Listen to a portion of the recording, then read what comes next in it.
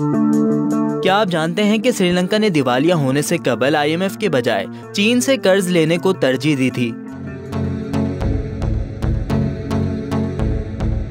श्रीलंका को दरपेश माशी बहरान से कबल उस वक्त मुल्क के मरकजी बैंक के गवर्नर अजीत निवार्ड का एक बयान सामने आया था, जिसमें उन्होंने कहा था कि IMF कोई जादू की छड़ी नहीं, उसके बजाय हम चीन से कर्ज ले सकते हैं। दरअसल उस वक्त अजीत निवार्ड पर कौमी और बैनुल-अक़वामी सतह पर दबाव बढ़ रहा था कि वो माशी बहरान से निमटने के लिए IMF से बेल आउट पैकेज ले लें, लेकिन वो अपनी बात पर अटल थे कि श्रीलंका के पास IMF से बेहतर ऑप्शंस मौजूद हैं।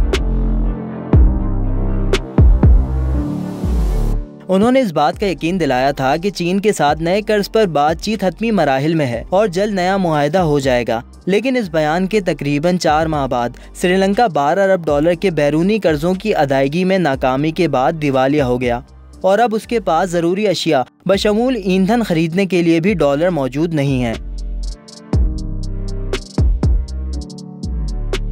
दिवालिया होने के बायस श्रीलंका को मजबूरन IMF की चौखट पर जाना ही पड़ा। जनूबी एशियाई मुल्क श्रीलंका ने IMF से रेस्क्यू प्लान की दरख्वास्त की है ताकि अपनी मईशत को इस्तेहकाम दे सके। IMF के एशिया पैसिफिक डिपार्टमेंट के डायरेक्टर कृष्णा श्रीनिवासन ने श्रीलंका को मशवरा दिया है कि उसे अपने बाहमी कर्जख्वाह चीन से कर्ज की असर नौ तरतीब पर बात करनी चाहिए। उन्होंने कहा कि चीन एक बड़ा कर्जख्वाह है और श्रीलंका को चाहिए कि वो कर्ज को असर नौ तरतीब देने के लिए उसके साथ फ़ाल तरीके से बातचीत करे। उन्होंने कहा कि श्रीलंका की कर्ज की दरख्वास्त पर तकनीकी सतह पर बातचीत जारी है, ताहम उसे दीगर कर्जख्वाहों से भी राब्ते करने की ज़रूरत है। श्रीनिवासन ने कहा कि श्रीलंका की दरख्वास्त पर मजीद पेशरफ्त के लिए कुछ मामलात पर काम करना जरूरी है, ताहम उन्होंने ये नहीं बताया कि मुआहदे तक पहुँचने के लिए श्रीलंकन हुकूमत को क्या क्या इस्लाहात करना होंगी। ख्याल रहे कि श्रीलंका पर इस वक्त चीन के 6.5 अरब डॉलर वाजिबुल अदा हैं। इसके अलावा दुनिया की दूसरी बड़ी मईशत चीन ने श्रीलंका में हाईवेज,